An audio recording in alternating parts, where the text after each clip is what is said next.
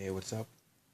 This is another episode of Breaking Chains, Escaping Stockholm Syndrome, My Life with Social Anxiety. And this would be episode 3, but I accidentally deleted my first episode. So I uploaded earlier today episode 2, which is now inadvertently episode 1. So this would be episode 3, but it's now inadvertently episode 2. The stupid thing to do with my life. Right now it is 10:43, November 24th, 2017, 10:43 p.m. Friday night. To those who may not have watched the first episode, there really wasn't too much that you missed out on, but just to recap, this is a brand new series that I'm starting, vlogs. I don't particularly know if it's going to be every day, every week, bi-weekly, but I'm going to try to keep a rhythm. So far, this is my third/second video, and I'm going to try to keep some kind of consistency. I have like 23 subscribers, and I don't know if any of them are watching, and I get like maybe 10 views on my videos, so I don't know if anyone's going to bother with this, but even if it's just for myself, I need to find some kind of creative outlet. To those who are new to my channel, don't expect much in the way of technology. I will get better equipment as time progresses. I will do much more stuff. That sounds so dumb, but just bear with me. Aside from that, I'm starting this series because a good friend of mine actually recommended it to me. I'm not going to say his name right now. He may not be comfortable with that, but he's a really good person. He's a smart guy, and he looks out for me. He looks out for me more than I look out for me, if we're completely honest. He's a good guy, and I'm glad to have him as a friend. Why did I decide to name this series Breaking Chains, Escaping Stockholm Syndrome? Well, I believe that the breaking chains part is fairly self-explanatory, but the Stockholm Syndrome, for those who may not know what Stockholm Syndrome means, Stockholm Syndrome is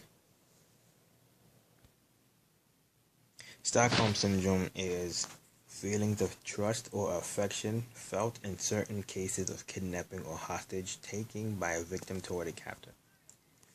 So what exactly does that mean in the context of social anxiety?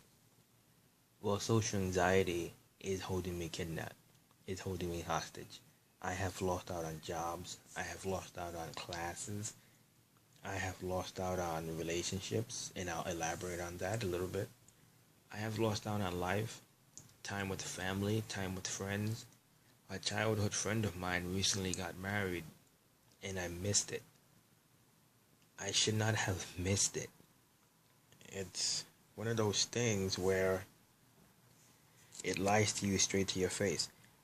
You start to become acquainted with being at home. You start to become familiar with never going outside. And that's not normal. That's not how we were meant to live. So when I say Stockholm Syndrome, that's the definition. Feelings of trust or affection felt in certain cases of kidnapping or hostage taking by a victim toward a captor. Why am I comfortable with being at home?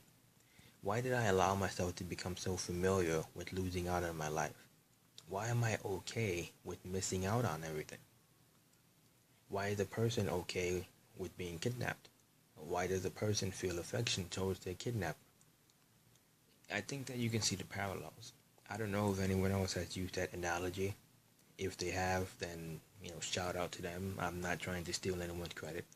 But in my opinion, Stockholm Syndrome is applicable to social anxiety.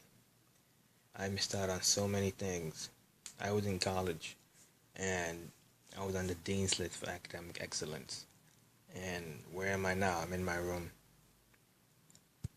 I didn't finish. But I can only go on and on for so long about why I named it that. That is, in short, the reason for why I named it that. why I started the series. My friend suggested it, and it just made sense. I also need a creative outlet. What else did I talk about in that first video? There was this really beautiful girl, this beautiful girl that liked me, and we got to know each other, and we had a lot of similar interests, and we wanted the same things. But out of the entire time that I was getting to know her, I never met her, not even once. And we live in the same city.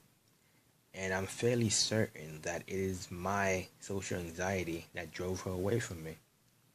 And I take ownership of that.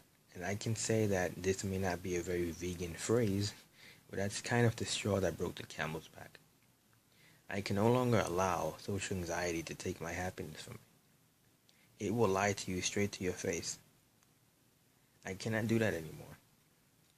And for those who don't know, I also used to do vegan videos and comic books and cruelty-free clothing. I'll get back on that. Trust me, I will. But yeah, if you go watch my second video, which is now my first video, I go into a little bit of detail on the relationship between her and I. And to elaborate, yes, I did say that it was 4 months in that video, but that's because she and I were getting to know each other over 4 months. But try not to fixate on the amount of time, because it's always quality over quantity. And when you spend 4 months with someone, that's what, 30, 60, 90, 120 days, talking to each other almost every day for hours at a time, and you guys have similar ideas and you guys want the same thing, it's only natural that you're going to develop feelings. So I know that the timing, it's only 4 months, get over it, guy. Maybe so, but why should I have to force myself to get over it? I liked her. I still do. And those feelings are either going to increase or decrease, but it should be at a natural progress. I shouldn't force it. I'm a single guy with nothing to lose. And if she and I never speak ever again, I still have to let those things go away on their own. Because when you force yourself to get over people, you kind of have a relapse. I know that sounds like a drug reference, but maybe you understand what I mean. I texted her again earlier tonight. I don't know how she feels about me. She could hate me for all that I know. She's dating someone. She could marry the guy for all that I know. And yes, I understand. I sound so pathetic. I get it. But that's because you don't really understand the full context. It just sounds like a guy who's hung up on a girl who doesn't want him. Yeah, I get it. That's what it sounds like. But that's because you don't know the context in full. I'm just giving you bullet points, so that way you can kind of keep up. But as far as what I did today, I made an appointment for a therapist, and I will be seeing a therapist. I was practicing ninjutsu, and I was practicing ninjutsu at home because I did not want to go outside. But practicing Muay Thai, that's what I'm going to be practicing. Muay Thai is going to force me to get out. It's going to force me to get out of my apartment. It's going to force me to have to interact with the real world. Plus therapy, and then I'm going to go back to college, and I'm going to look for a job because I work from home. I'm going to look for a job on the outside, and when you put all of that together, taking therapy, taking martial arts outside of my home, going back to college, finding a job outside of my home, I think that I can beat this demon. Now, I don't know if she cares. I don't know if she's lost complete interest. I don't know if she watches these videos. I don't know. But either way, I still need to defeat this demon, right? I still need to get over this, right? I don't know what else really to say. I have an okay support system. I usually go through these things on my own. My friend who put me up to this series is a support system. Some other people.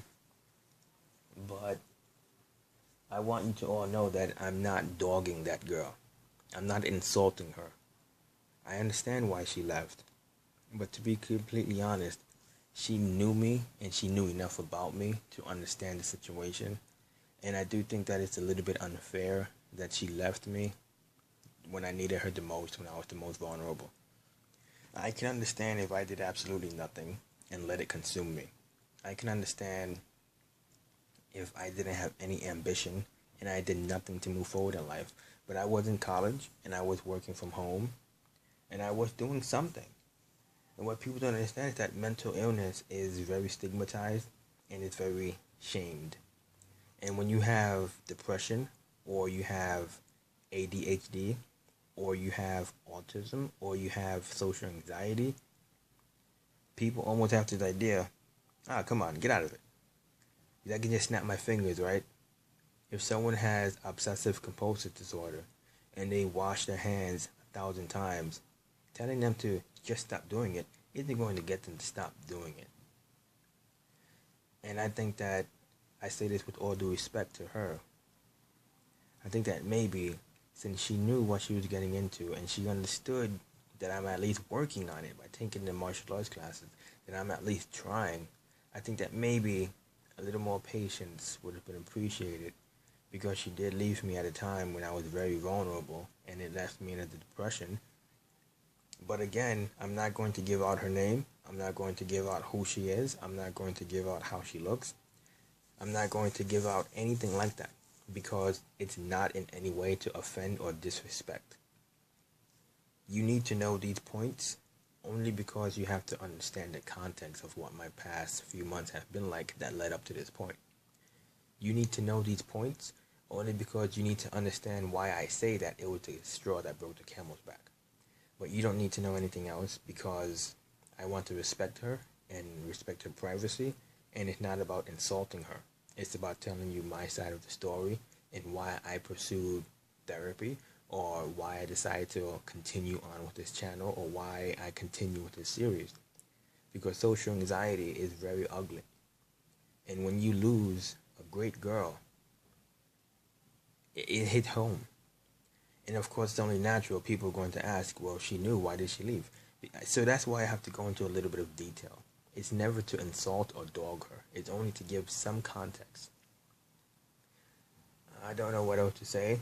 I made my therapy session. I know where I'm going to go for martial arts. I have to start looking for some jobs, and I can call up my school, and we'll take it from there. This video is a little over 12 minutes, and you're just looking at blank stuff, and my voice is not even very entertaining. But you get the idea. I'm going to try to keep these videos consistent. I'm going to try to show you what my life is like living with social anxiety. I'm going to try to show you what it's like going to therapy, and try to show you what it's like going to do simple things like going to the grocery store or checking the mail. I'm going to try to do it a few times a week. And of course, I will look to improve my quality of content and better equipment. But overall, today was a decent day, all things considered. I sent her that text. I don't know if she's going to respond or not. It was a few hours ago. She doesn't owe me anything. She doesn't have to respond. I completely understand. But I just miss her. I really miss her. And I need to get over this anxiety. Because even if I never speak to her again, and even if she grows to hate me and she gets married and she wants nothing to do with me, I still need to defeat this demon. And one of the reasons for why I chose to make a therapy session was because I wanted to prove to her that I do take it seriously and that I am putting in real work. And I want to show her that if there is ever a second chance, I'll be a better, stronger person. I'm working on it. I'm really putting in the effort to work on it. And I don't want it to do any more damage. If she's watching this video, hi, you're beautiful. If you're not, I don't blame you. I wouldn't watch my own self either. I don't really know what else to say right now at this point. It might be a good idea to end it here. The video's a little over 14 minutes. But I think that you get the idea. I'm going to have to retitle these videos 1, 2, 3, even though I always give the number in the video, but watch this video, you'll be caught up. And I don't know what tomorrow holds. We'll see. Hopefully it's a better day. And I'm rambling. So thank you for listening.